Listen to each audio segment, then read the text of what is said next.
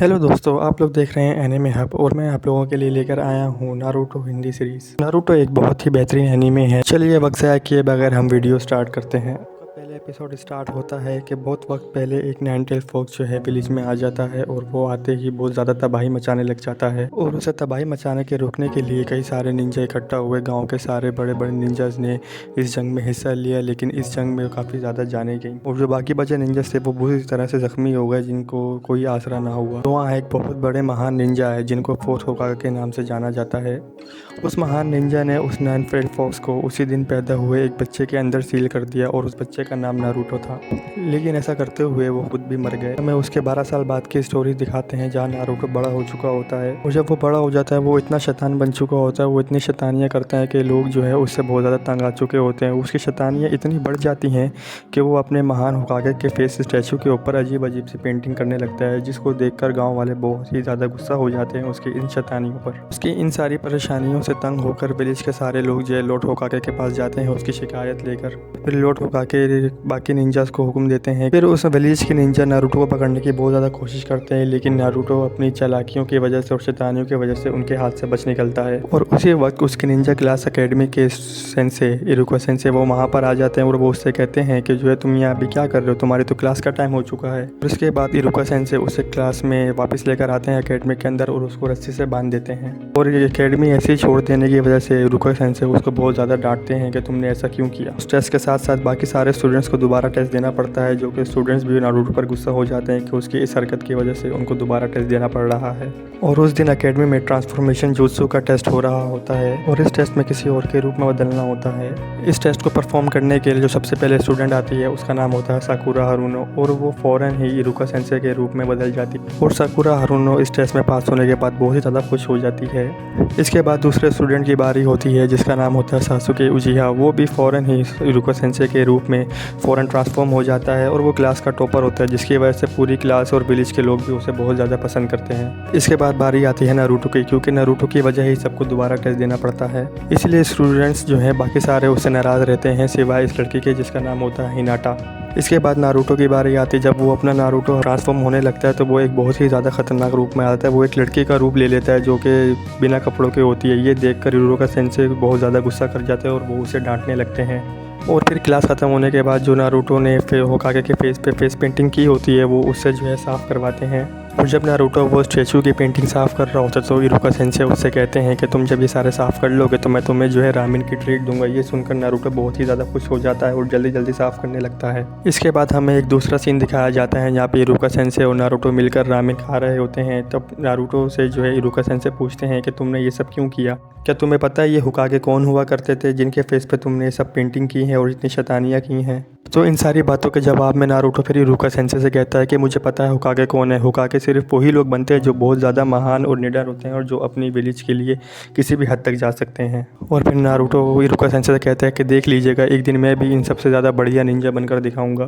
फिर नारुतो जो है वो इरुका सेंसे से रिक्वेस्ट करता है कि क्या मैं कुछ देर के लिए आपका हेडबैंड पहन सकता हूँ। तो फिर इरुका सेंसे जो है वो नारुतो से कहते हैं कि तुम इस हेडबैंड के लिए कितने ज़्यादा काबिल हुई तो मैं कल के टेस्ट के बाद पता चलेगा जब तुम अपने काबिलियत साबित करोगे। फिर अगले सीन में हमें दिखाया जाता है वही क्लासरूम जहाँ पे इरुका सेंसे अपने स्टूडेंट्स को बता रहे होते हैं कि आज जो है कि आज क्लोन जुत्सु का टेस्ट है। क्लोन जुत्सु के अंदर जो निंजा है वो अपने ही तरह एक और अपना शैडो क्लोन बनाता है जो बिल्कुल उसी की तरह दिखता है। और जब ये बात नारुतो सुनता है कि इरुका सेंसे क्लोन जुत्सु के बारे में बात कर रहे हैं तो वो अपने आप को बहुत ज़्यादा शर्मिंदा महसूस करता है और अपने आप पे गुस्सा होता है कि यही जुत्सु तो उसे नहीं आता। लेकिन फिर भी अपनी वो पूरी कोशिश करता है, लेकिन वो उसमें नाकाम निकलता है और उसका नतीजा कुछ ऐसा होता है। और ये इसका रिजल्ट देखने के बाद इरुका सेंसे नारुतो को फ़ौरन ही फेल कर देते हैं। और उनके पास बराबर में जो है मिज़ुकी सेंसे बैठे होते हैं और वो उनसे कहते हैं कि नारुतो ने अपनी पूरी कोशिश की है, एटलीस्ट उसने एक क्लोन तो बना ही लिया है। भले उसका रिजल्ट थोड़ा इतना अच्छा नहीं था लेकिन फिर भी उसने कोशिश तो की।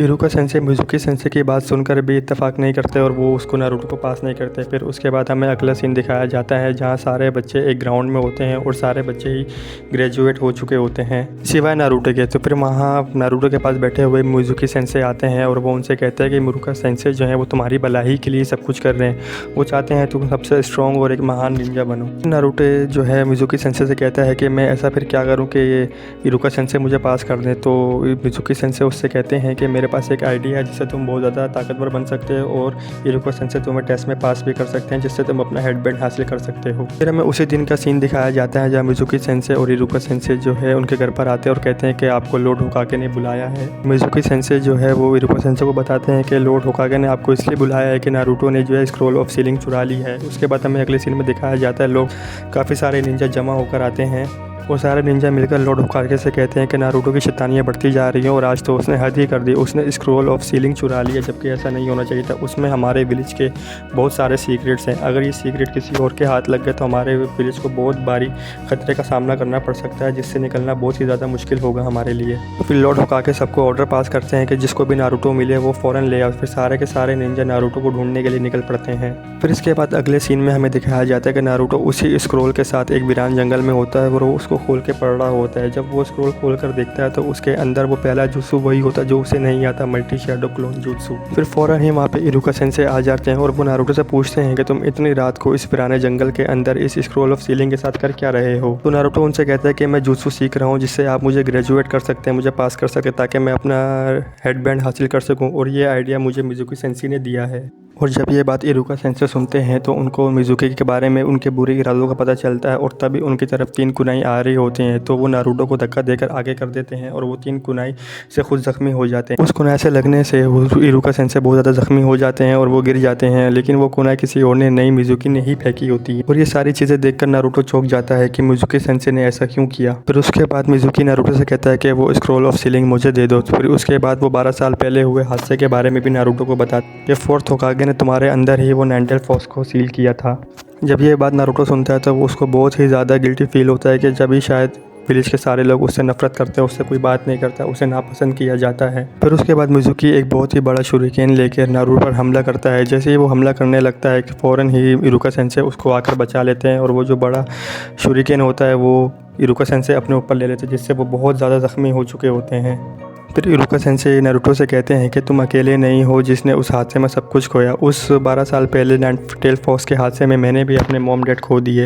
ये सब सुनकर ही नारुतो वहाँ से स्क्रॉल लेकर भाग जाता है और फिर मिजुकी इरुका सेंसे से कहता है कि वो नारुतो को मारकर वो स्क्रॉल से छीन लेगा। फिर उसी के बाद अगले सीन में हमें दिखाया जाता है कि नारुतो जंगल में भाग रहा होता है और पीछे से इरुका सेंसे आते हैं और वो उनसे कहते हैं कि ये स्क्रॉल मुझे दे दो। लेकिन नारुतो उनकी बात ना मानते हुए इरुका सेंसे पर हमला कर देता है और वो दोनों एक दूसरे से टकराकर दूर जाके गिरते हैं और इतने में के पता चलता है कि इरुका सेंसे के रूप में मिजुकी होता है। तो फिर मिजुकी कहता है कि नारुतो तुमने मुझे कैसे पहचान लिया कि मैं इरुका नहीं कि मिजुकी हूँ। और फिर हमें पता चलता है नारुतो के रूप में इरुका सेंसे होते हैं जिन्होंने ट्रांसफॉर्मेशन जुत्सु के जरिए नारुतो का रूप लिया होता है। और उन दोनों से थोड़ी दूर ही नारुतो एक पेड़ के पीछे छुपकर उन दोनों की बातें सुन रहा होता है। फिर उसके बाद मिजुकी इरुका सेंसे से कहता है कि तुम उस बच्चे को बचाना क्यों चाहते हो जबकि सारे विलेज वाले उससे नफरत करते हैं और तुम्हें ये अच्छी तरह से पता है उसी के अंदर वो शैतान कैद है जिसने तुम्हारे मॉम डैड की जान ली। तो इसके जवाब में इरुका सेंसे जो है मिजुकी से कहते हैं कि वो मेरा एक बहुत ही काबिल और होनहार स्टूडेंट है। और जब ये बातें नारुतो सुनता है तो वो बहुत ज़्यादा इमोशनल हो जाता है और रोने लगता है कि इरुका सेंसे उससे कितना प्यार करते हैं। और जब ये बात जो है ये मिजुकी सुनता है तो वो बहुत ज़्यादा गुस्सा हो जाता है और वो कहता है कि पहले मैं तो सिर्फ नारुतो को मारने वाला था, लेकिन अब मैं तुम्हारी जान भी लूँगा। सबसे पहले तुम्हें रास्ते से हटाऊंगा, फिर नारुतो को मारकर वो स्क्रॉल हासिल कर लूँगा। और ये बोलते ही मिजुकी इरुका पर जो है बड़े शुरिकेन से दोबारा हमला करने लगता है और जैसे ही वो हमला करने के लिए आगे बढ़ता है नारुतो वहाँ आकर अपने घुटने से मिजुकी के मुंह पर इतनी ज़ोर से हिट करता है कि वो दूर जाकर गिरता है। और फिर नारुतो मिजुकी को वार्न करता है कि खबरदार अगर मेरे सेंसे को हाथ लगाया तो। मिजुकी नारुतो से कहते हैं कि मैं तुम्हें तो एक ही मुक्के में ढेर कर सकता हूँ बच्चे, तुम मेरे सामने कुछ भी नहीं हो। और फिर उसके बाद वही होता है जिसने कभी कुछ सोचा भी नहीं होता।